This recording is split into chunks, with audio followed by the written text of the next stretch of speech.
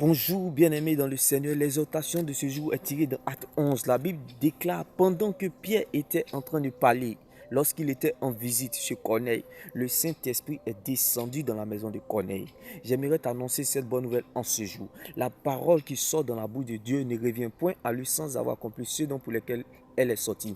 La parole qui sort de la bouche de ses serviteurs ne revient point à eux sans avoir accompli ce dont pour lesquels elles sont sorties. C'était fini pour David, mais l'Éternel a augmenté le temps additionnel. Je crois ce matin que l'Éternel augmentera le temps additionnel là où tu te situes. Bien-aimé, je ne connais pas ta situation. Je ne sais pas là où tu te situes. Je ne sais pas pour toi. Je ne sais pas comment cela va se passer. Je ne sais pas comment Dieu va le faire. Mais je sais qu'une seule chose, tu n'as pas besoin de savoir comment cela va se faire. Mais tu as juste besoin de savoir que cela va se faire. Laisse-moi t'annoncer cette bonne nouvelle en ce jour. Lorsque Pierre parlait dans la maison de Corneille, la Bible déclare le Saint-Esprit est descendu dans la maison de Corneille. Laisse-moi t'annoncer cette bonne nouvelle en ce jour, bien-aimé. Pas de nouvelles, dis bonnes nouvelles. Les mauvaises nouvelles annoncent les bonnes nouvelles. Les mauvaises périodes annoncent toujours les bonnes périodes, bien-aimé. Pendant que, bien-aimé, la Bible déclare, Lazare attendait ardemment, bien-aimé, la voix de Dieu, bien-aimé. Mais les pleurs de ses sœurs, Marie et Marthe, qui étaient riches, n'ont pas pu lever Lazare. Bien-aimé, il a fallu la voix de Jésus pour faire lever Lazare. Il a fallu la voix de Jésus pour réveiller Lazare de la tombe. J'aimerais t'annoncer cette bonne nouvelle en ce jour. Que les gens veuillent ou pas, bien-aimé, tu entendras la voix de Dieu comme Lazare, bien-aimé, dans la tombe. Que les gens t'aident ou pas, bien-aimé, Dieu le fera. Dieu se souviendra de toi. Que les gens veuillent ou pas, que les gens t'aident ou pas, que les gens interviennent ou pas, Dieu se souviendra de toi comme il s'est souvenu de Lazare. Dieu le fera comme il a fait pour Lazare. Tu entendras la voix de Dieu comme le cas de Lazare et d'Abraham. La Bible déclare que les parents d'Abraham furent idolâtres. Abraham était dans l'idolâtrie, mais malgré ça, il a entendu la voix de Dieu. Abraham, bien-aimé, ne priait pas, mais malgré ça, il a vu la gloire de Dieu. J'aimerais t'annoncer cette bonne nouvelle en ce jour. Rien ne pourra empêcher à Dieu d'accomplir sa volonté dans ta vie. Rien ne pourra empêcher à Dieu d'accomplir sa volonté dans ta vie, bien-aimé. Lorsque Dieu se lève, qui peut contester, bien-aimé? Lorsque Dieu a décidé, qui peut barrer? Lorsqu'il dit oui, personne ne peut dire non. Lorsqu'il dit non, personne ne peut dire oui. C'est lui qui amène à l'existence ce qui n'existe pas. C'est lui qui change les temps et les circonstances. Il dit à quelqu'un ce jour, comme le cas de Corneille, comme le cas de Lazare, comme le cas d'Abraham, tu entendras la voix de Dieu, tu verras la gloire de Dieu, car c'est les pécheurs qui expérimentent la gloire de Dieu. C'est les pécheurs qui voient la gloire de Dieu. La lumière ne se révèle pas dans la lumière. La lumière se révèle dans les ténèbres. Bien-aimé, c'est lorsque nous sommes dans les ténèbres, bien-aimé, la gloire de Dieu devient encore plus puissante. La grâce de Dieu devient encore plus puissante. J'aimerais dire à quelqu'un, tu sortiras comme Lazare est sorti. Tu sortiras comme Corneille est sorti. Tu sortiras comme Abraham est sorti. Au nom puissant de Jésus. Car, bien-aimé, c'était fini pour moi. Mais Dieu augmente le temps additionnel. Il dit à quelqu'un, Dieu augmentera le temps additionnel. Pendant que certains temps ou saisons sont comme des Léa pour toi, sache que le temps de Rachel sonnera. Bien-aimé, laisse-moi t'annoncer cette bonne nouvelle en ce jour. Dieu a consolé Isaac. Je ne sais pas pour toi, mais Dieu te consolera aussi, bien-aimé. Dieu a augmenté le temps additionnel dans la vie de David. Il augmentera aussi le temps additionnel dans ta vie, en ta faveur, au nom puissant de Jésus-Christ. Bien-aimé, sache que les périodes difficiles sont comme, bien-aimé, les gens qui viennent faire les premières parties dans le concert. Bien-aimé, l'homme du concert, c'est Jésus-Christ. J'aimerais dire à quelqu'un en ce jour, je ne sais pas là où tu te situes, je ne sais pas comment cela va se faire, mais la Bible déclare que Jésus a marché sur les eaux avant Pierre. Je ne connais pas ta situation. Je ne sais pas combien de temps ça a pris. Mais bien-aimé, comme Pierre, tu passeras aussi.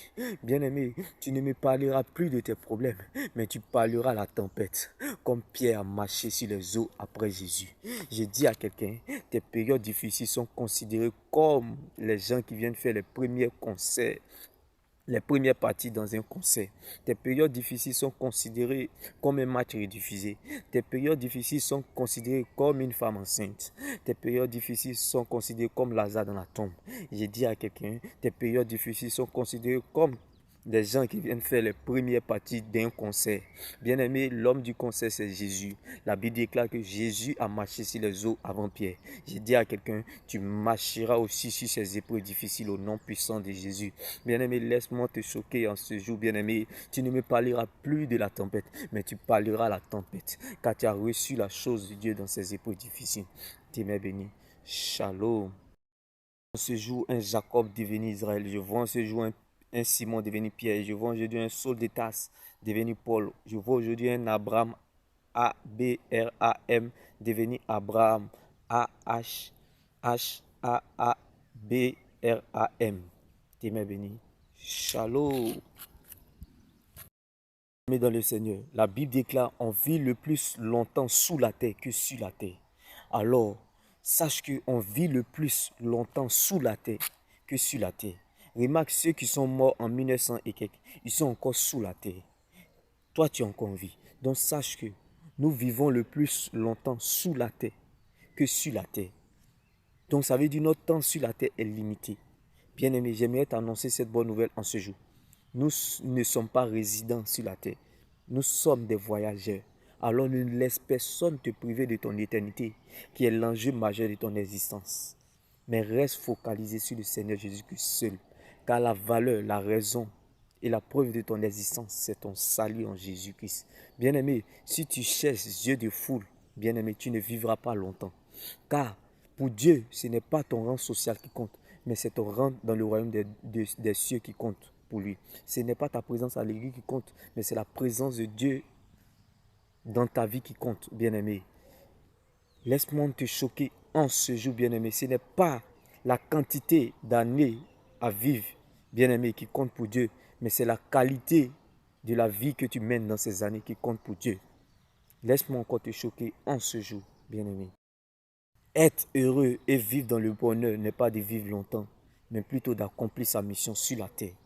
Bien-aimé, focalise-toi sur le ressuscité malgré tout. Car, bien-aimé, même au travail, bien-aimé, même au travail, quand tu ne veux rien faire, quand tu ne fais rien, bien-aimé, on te demande de démissionner ou on te renvoie. À plus forte raison, cette terre appartient à Dieu. Bien-aimé, si tu cherches yeux de foule, si tu cherches où tu as soif, où tu as faim de l'honneur public, tu ne vivras pas longtemps. Bien-aimé, car la terre appartient et recherche et a soif des personnes bien-aimées qui s'intéressent au royaume de Dieu, qui sont utiles pour Dieu. Si Dieu lui-même qui a créé cette terre, si tu ne cherches pas à lui plaire ou à t'intéresser à ses œuvres, tu ne vivras pas longtemps, bien-aimé. Corneille a compris ça. C'est pour cela qu'il a appelé Pierre.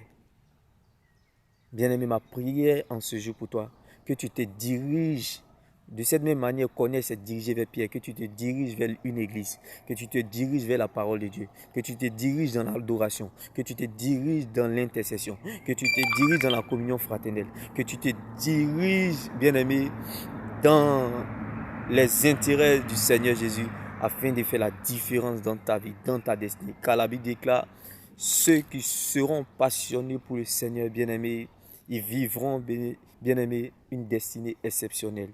Bien-aimé, laisse-moi t'annoncer cette bonne nouvelle. Bien-aimé, si tu fais de la parole de Dieu ton roi, tu deviendras sa reine, comme le cas de Corneille, qui a vu la différence dans sa destinée. Qu'il en soit ainsi dans ta vie, dans le livre des Actes 11. N'oublie surtout pas, chacun mourra par sa manière de vivre. La Bible déclare, chacun mourra par sa manière de vivre. Qu'il en soit ainsi dans ta vie. Bien-aimé, je refuse que tu finisses comme Pharaon sur la mer Rouge. Je refuse que tu finisses comme Saül prématuré au combat. Bien-aimé, certes, tu as perdu la bataille, mais tu n'as pas encore perdu le combat. Bien-aimé, certes, tu as perdu la bataille, mais tu n'as pas perdu le combat. Comme le cas de David, bien-aimé. Si c'est à cause de toi,